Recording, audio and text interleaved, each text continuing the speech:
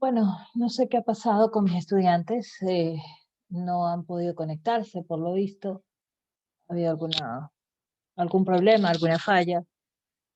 Por lo tanto, procedo a dar mi clase del día de hoy, en virtud de que desconozco cuál es eh, el motivo por el cual no se han podido conectar.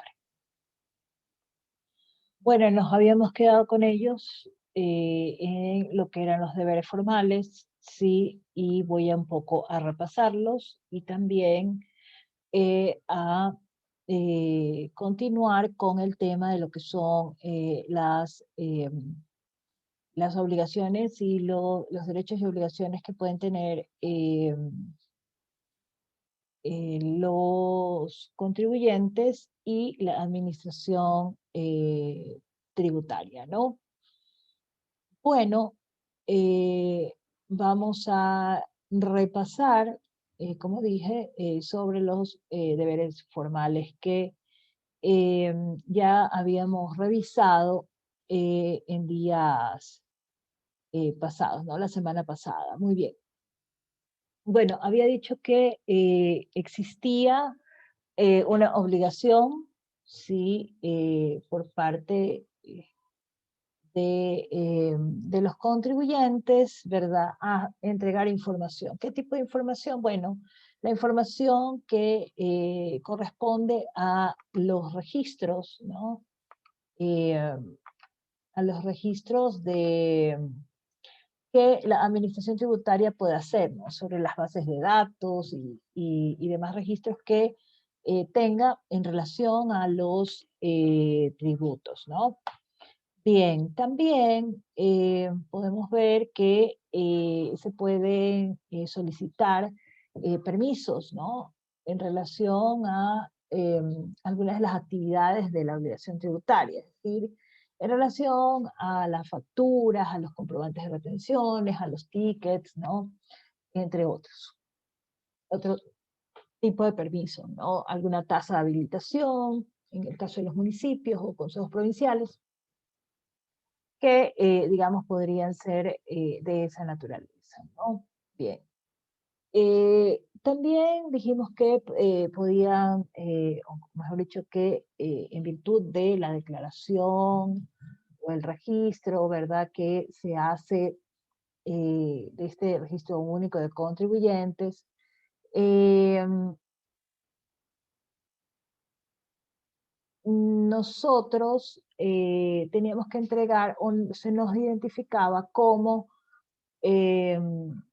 contribuyentes que llevan contabilidad o que no llevan contabilidad. Bueno, los que llevan contabilidad, pues definitivamente tienen que cumplir unos requisitos, ¿no? Y esto es que se establezca cuál es la actividad económica, el idioma castellano en el que pues es el propio del Ecuador, ¿no? Y está reconocido en la Constitución y que por tanto, pues la documentación debe ser generada en ese sentido, más no en relación a la moneda en curso legal, porque hablamos que Ecuador dejó de tener moneda propia y se adhirió a lo que es la dolarización.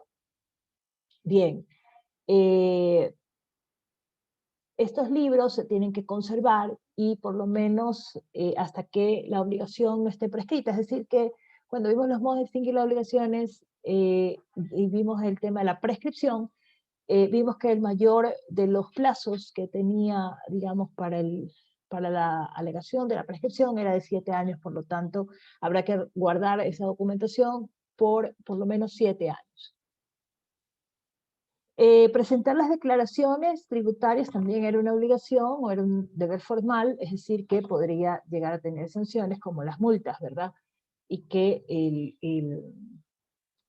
el contribuyente deberá cancelar o pagar para que el cumplimiento de estos deberes formales. Ahora, puede haber cualquier tipo de deber formal que puede identificar la normativa y dependerá un poco de el tipo de tributo que se trate.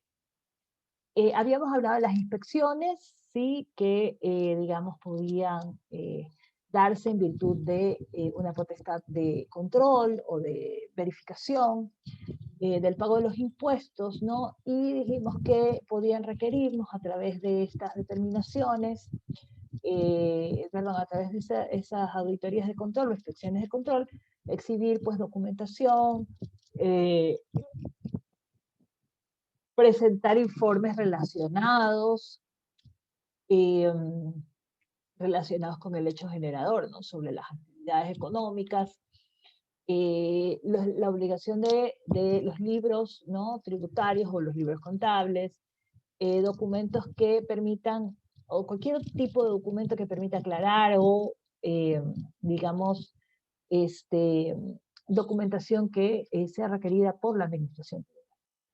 Concurrir en los oficios de la administración tributaria cuando sea requerida por autoridad competente. Que si nos llama el Servicio de Rentas Internas o sea, cualquier tipo de institución o administración tributaria, pues estaríamos prestos siempre a presentarnos y a presentar lo que necesiten, ¿no? Bien, habíamos visto las consecuencias en las cuales podía incurrir en la falta de cumplimiento de estos deberes formales. Pues bueno, se establece una responsabilidad pecuniaria a los sujetos pasivos, a las personas naturales, ¿no? O a las personas jurídicas, sus representantes legales, etc. También dijimos que en estos deberes formales también podían abarcar o alcanzar, ¿verdad? También la participación de terceras personas que podrían estar obligadas a hacer o comparecer como testigos dentro de un proceso investigativo que pueda hacer, digamos, la administración tributaria, ¿no? En virtud de la potestad de control que tiene. Luego, también, pues, aquellas personas, terceras personas que puedan dar o entregar informes, como lo habíamos dicho, y que están relacionadas con el hecho generador, ¿no? Entonces, eso en ese caso, ¿no? Bien, habíamos explicado por qué existían prohibiciones para los ministros de culto, para los profesionales que gozan del secreto profesional, para los cónyuges o, o convivientes, a los parientes entre el cuarto grado de consanguinidad y segunda afinidad, ¿verdad? Dijimos, ellos no pueden entregar información, hay intereses, digamos, de todo tipo, ¿no? Emocionales, familiares, de sangre, de familiaridad o de profesionalismo que no puede ser revelado ni entregado. Eso lo expliqué y lo establecí, ¿verdad? Cuál era cada situación. Solo estamos repasando en este momento, ¿no? Los requisitos para que se dé este requerimiento, pues, serán sobre hechos que estén relacionados con los tributos, ¿no? Entonces, no es que me van a pedir a mí que diga por qué me fui de viaje, ¿no? No, tiene que ser con actividades del hecho generador de la obligación tributaria, ¿no? Bien, debe ser razonable, ¿no? También, o sea, no va a pedir nada en exceso, exagerado, algo que no le corresponde. Sí, respetar el derecho a la defensa, que también lo habíamos visto. Dar respuesta a los escritos, ¿no? Que se presenten, suscribir actas de inspecciones o constatar pues eh, lo que manifiesta pues, el contribuyente y también en ese sentido pues tenemos que tomar en consideración el tema de la no incriminación, ¿no? Si el contribuyente ha dado una información, no es que puede ser obligado a incriminarse. Y eso también lo tratamos.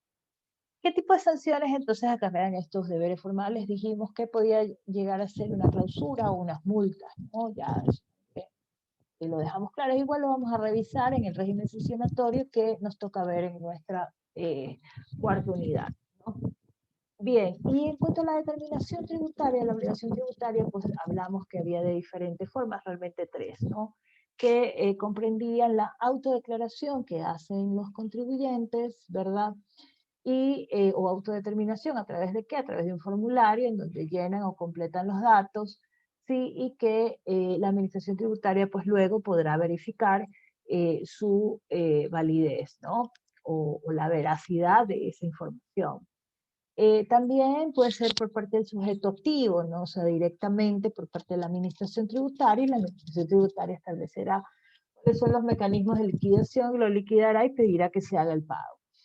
Y finalmente, de forma presuntiva, en donde les había explicado que en el caso de que se incumpliera más de un deber formal, que era como estar en los registros y demás, pero se llega a detectar que alguien tiene una actividad económica que debe estar sujeta al gravamen de estos impuestos, tasas o contribuciones especiales y mejoras, pues la administración tributaria podrá aplicarle una presuntiva en virtud de qué, en virtud de que no tiene los suficientes justificativos, ¿sí? Porque no ha guardado las facturas, porque no tiene nada que pueda probar. Entonces, esto existirá un mecanismo aproximado o proyectado por parte de la Administración Tributaria que permitirá determinar cuánto es la cuantía del pago de esos tributos. Bien, en virtud de ese tema, bueno, vamos a ver, y nos toca ver el tema de los derechos y obligaciones de los contribuyentes. En primer lugar, tendrá derecho a dirigir quejas, peticiones, sean individuales o colectivas, consultas, reclamos o recursos. Muy bien, entonces en este sentido, eh, bueno, sabemos perfectamente que a nivel de constitución, que es nuestra norma madre o la norma suprema, ¿verdad? En donde nace definitivamente cualquier tipo de responsabilidades, de competencias, de situaciones que definitivamente nos marcan un camino, ¿no? Dentro de la legislación, pues nos dice, bueno, el contribuyente, y muy bien pensado por parte del legislador al momento de desarrollar estas figuras, estos deberes, estos derechos, en determinar que bueno, cualquier contribuyente puede quejarse, ¿no? Puede quejarse de que algún servidor no lo está atendiendo como debe de ser o como tiene que proceder, ¿verdad? En derecho.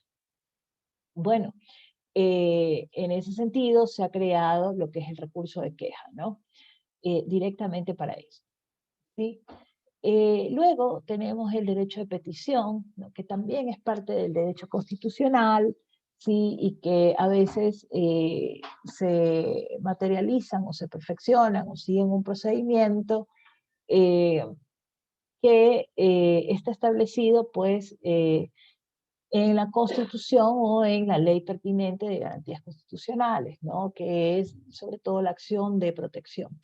Estas pueden ser individuales o colectivas porque sabemos que hay personas o hay sujetos, ¿sí? Como la naturaleza, que puede estar representada por un grupo de colectivos, ¿no? O de personas que pueden reclamar sus derechos, ¿no? Y en el tema de las peticiones es importante saber cuándo estoy frente a una petición, una simple petición de un contribuyente o de un usuario o de una persona que necesita saber, conocer o, digamos tener un contacto con la administración tributaria y este le hace pues un pedido, ¿no? Fíjense que yo hoy bromeaba, ¿no? Con los chicos de la mañana y les decía, ¿qué tal si yo digo, a mi burro le duele la cabeza, ¿verdad? Y se lo mando a la administración tributaria, ¿no? Y entonces, muy probablemente yo no tenga respuesta para aquello, o sea, es decir, eh, cosas que no son de competencia de la administración tributaria, pero que están obligados a ser contestadas, por muy absurdas que puedan ser, ¿sí? Se le tiene que dar una respuesta al ciudadano y esos son los parámetros que establece la ley de transparencia, ¿sí? Pero sobre todo es una garantía constitucional en donde dice todas las administraciones deben de atender las peticiones de los usuarios, ¿no? Muy bien, entonces en ese sentido hablamos de este tipo de peticiones, ¿no? Relacionadas o no relacionadas con el tema de los tributos, con la administración tributaria, con sus competencias o con las razones que se crean necesario hacerlo, pues deberán darse una respuesta. Luego tengo el marco constitucional, ¿no? Que es con el derecho de petición, pero con las acciones de protección, en cuanto a derechos que hayan sido violados por la administración tributaria, ¿no? Sabemos perfectamente que en el camino de la administración pública este recurso de poder acceder a la justicia por la vía constitucional, ha sido, digamos, muy utilizado, ¿sí? Y quizás muchas de las personas de los juristas, ¿no? Sobre todo también de juristas constitucionales, ¿no? Constitucionalistas, dicen que es una acción abusiva, ¿no? Y claro, tenemos que saber diferenciar esto. O sea, ¿qué es lo importante? Que esta acción de protección lo que nos indica siempre es, usted tiene una vía procesal que puede seguir y que puede, digamos, ser atendida, escuchado o contestado sus problemas o sus inquietudes o lo que, digamos, implique, pues entonces no será necesario usar la vía constitucional y se debería de, digamos, dejar sin efecto ese tipo de acciones, ¿no? Pero a veces la Corte Constitucional se pone, digamos, más papista que el Papa, sí, y como decimos, ¿no? Y claro, acepta, ¿no? Entonces ahí es donde vienen los problemas, sobre todo porque sabemos perfectamente las consecuencias que tienen las decisiones constitucionales, ¿no? Que pueden dañar o pueden distorsionar el marco jurídico en virtud de sus pronunciamientos, ¿no? Es decir, cambiar el sentido de la norma, inclusive si es que existe, digamos, funcionarios o los jueces constitucionales que no tengan el suficiente criterio sobre la materia, ¿no? Entonces, fíjense ustedes que esto un poco pasó cuando yo les comentaba sobre el recorte del presupuesto de las universidades, ¿no?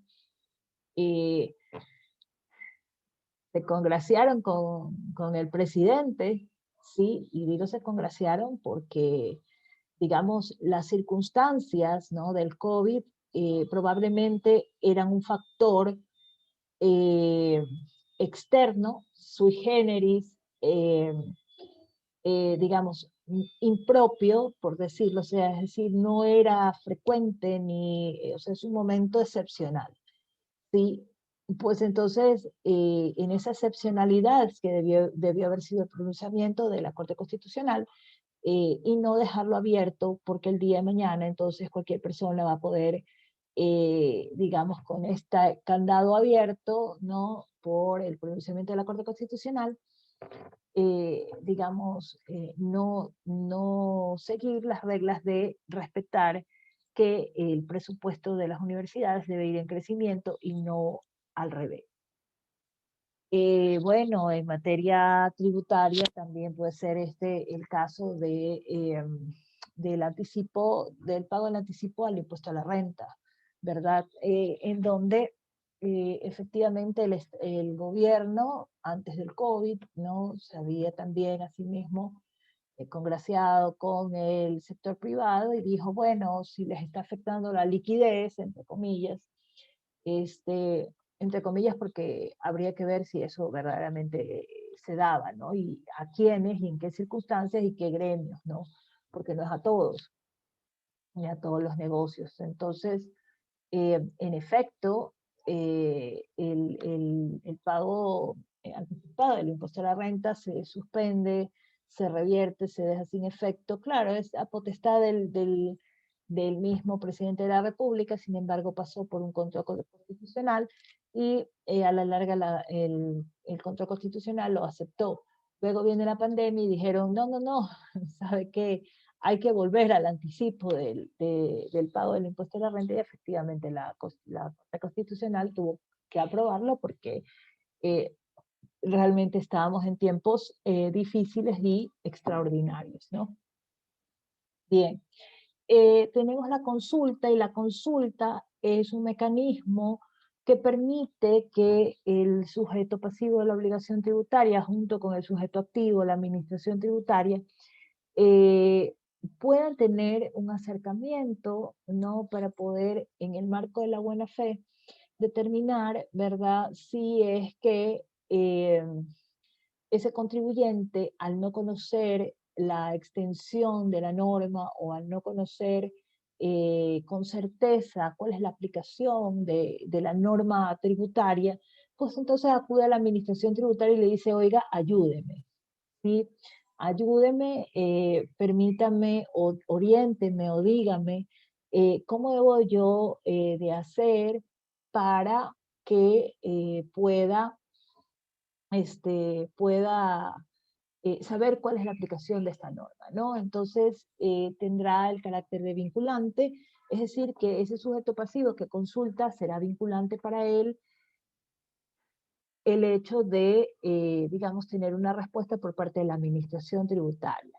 Luego, también tenemos que en esa consulta, ¿verdad? Bueno, estará publicada siempre eh, en el registro o gaceta tributaria que llevan las administraciones tributarias y entonces estarán, digamos, dispuestas o disponibles eh, en línea, ¿sí? Y también en el registro oficial en donde se publican a fin de que muchos de los usuarios o contribuyentes puedan identificar si es que tienen algún caso similar y quizás tomar como resolución o como aplicación de la norma, ¿verdad? En el caso de ellos, si es que procede, ¿no? Si no, pues basará su pregunta en igualdad de condiciones. Bueno, puede ser utilizada en mil cosas, ¿no? De mil maneras. Sin embargo, es una institución muy importante, pero sobre todo que permite que la relación de la obligación tributaria sea absolutamente saludable. Es decirle, oiga, es que yo no sé cómo hacer, ¿sí? Porque no saber cómo hacer no es pecado para nadie, ¿sí? Y fíjense ustedes que la norma en eso lo dice, ¿no? Yo siempre digo esto a mis equipos de trabajo. Usted está en todo el derecho de no saber, ¿sí? Y si yo soy la que dirijo el equipo de trabajo, pues yo soy la que tengo que saber. Y si yo no sé, pues entonces yo sé que tengo que ir a buscar a alguien que sepa, que me ayude y que resuelva, ¿no? Pero resolverlo. Entonces, fíjense ustedes que en ese sentido la administración tributaria da ese apoyo al contribuyente, ¿no? Bien, en cuanto a los reclamos y los recursos, pues bueno, esto está también en nuestra Constitución, en donde establece que se debe de siempre determinar o identificar, ¿verdad?, una vía eh, de reclamo o de impugnación, ¿no? Y entonces dice, bueno, todo lo que haga el Estado en la administración tributaria, ¿verdad? O en las administraciones públicas, perdón, en sentido ampliado, deberán entonces ser impugnadas, ¿no? En sede administrativa o en sede judicial. Muy bien, entonces en ese sentido se crean los procedimientos que son precisamente los procedimientos por la vía administrativa o los procedimientos que puedan darse por la vía judicial, ¿no? Entonces son dos mecanismos en donde la administración tributaria deberá implementar su reglamentación, está contemplada en la ley, está en el Código Orgánico Tributario y los vamos a ver más adelante también en esta segunda parte, en donde alcanzaremos o abarcaremos lo que son los reclamos y los recursos administrativos. Bien, en cuanto a la obligación tributaria de la administración tributaria, ¿verdad? Será obligación de la administración tributaria, pues que se conozca o se dé digamos, respuesta a estas peticiones, a estas consultas, a estas quejas y deberá ser absuelto en la vía administrativa o en la vía judicial en algunos casos, ¿verdad? Muy bien, entonces, bueno, pero si estamos dentro de la administración tributaria y esta tiene la potestad para poder resolver o para poder responder sobre aquellos temas, pues entonces deberá hacerlo. Bien, y dos cosas importantes que influyen, digámoslo así, y que también la normativa lo establece a través de estos derechos y obligaciones, son precisamente cuando se incurre en el llamado silencio administrativo o aceptación tácita, ¿verdad? Y nos dan unos procedimientos. Es decir, el silencio administrativo cuando la administración tributaria no da respuesta en el tiempo o plazo oportuno que le da 120 días para que pueda resolver o pueda contestar o pueda resolver lo que se le es preguntado, ¿no? Y en el caso del derecho de petición, pues tendrá 90 días para que se pueda realizar pues este también este mecanismo, ¿no? Bien, y también es obligación de la Administración Tributaria que se pueda determinar, ¿verdad? Dentro de los actos resolutivos de la Administración Tributaria, que todos los actos resolutivos sean favorables o desfavorables, deben de estar debidamente motivados, ¿no? La motivación es un elemento que debe cumplirse en cualquier tipo de resolución de cualquier naturaleza, es decir, en la vía administrativa o en la vía judicial. ¿Por qué? Porque debo de decir qué es lo que se ha cumplido y qué es lo que no se ha cumplido de la norma, ¿sí? Con documentaciones de respaldo, con, digamos, con elementos que verdaderamente verifiquen la existencia de esas situaciones, ¿no? O de las afirmaciones que se hagan o se digan dentro de los expedientes administrativos, ¿no? Bien, este derecho de petición, ¿sí?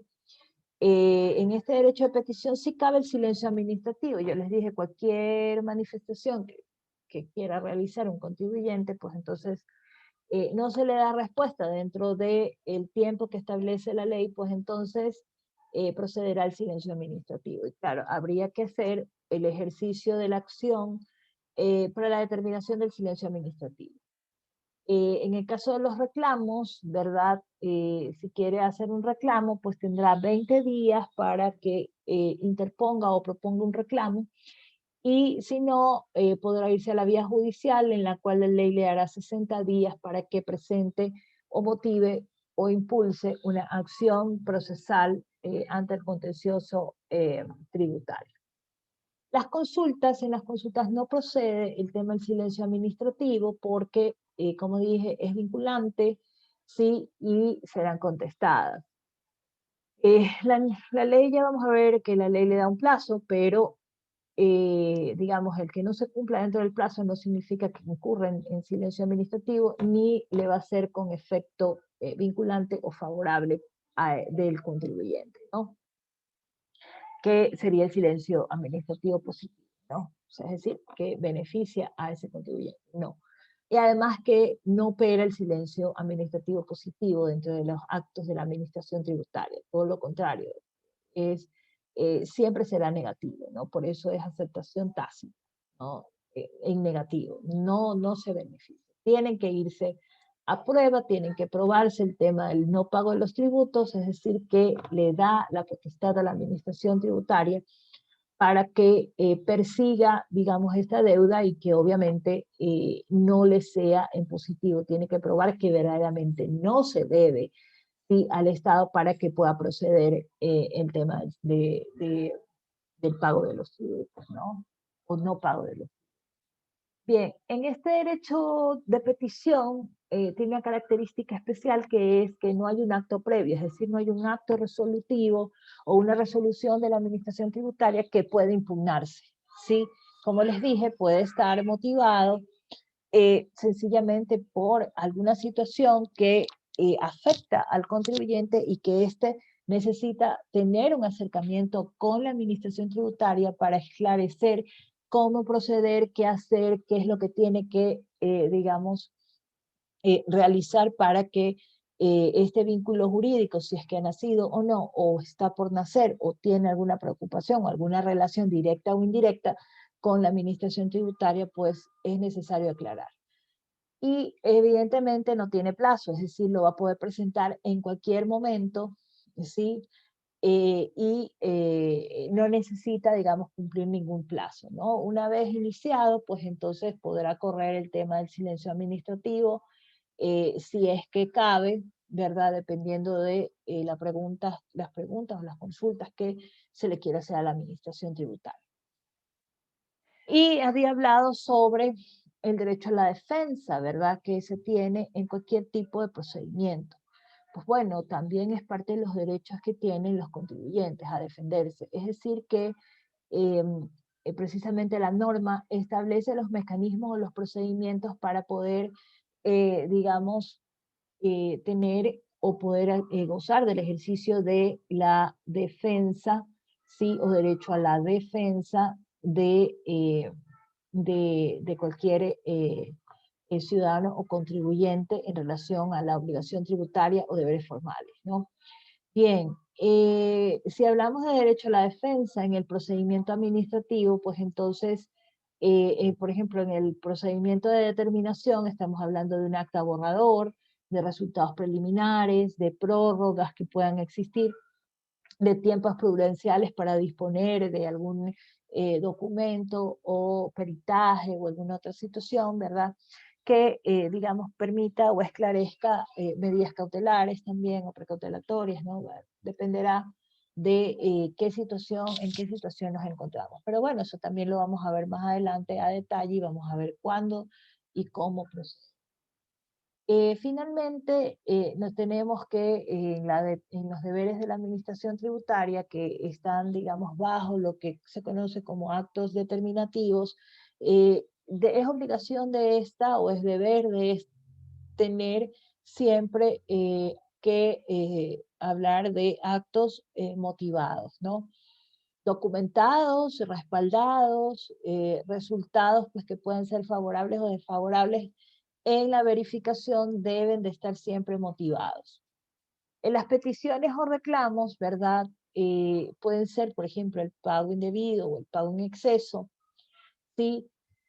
De igual manera, la administración deberá, digamos, motivarlas o documentarlas con, digamos, los elementos que se hayan producido o dado en los hechos, ¿no? Y también es un deber el que estos actos resolutivos, ¿verdad? O actos de petición o contestaciones que se den o reclamos que se puedan presentar o actos determinativos, en las resoluciones pues deberá estar expedida en un determinado tiempo, ¿sí?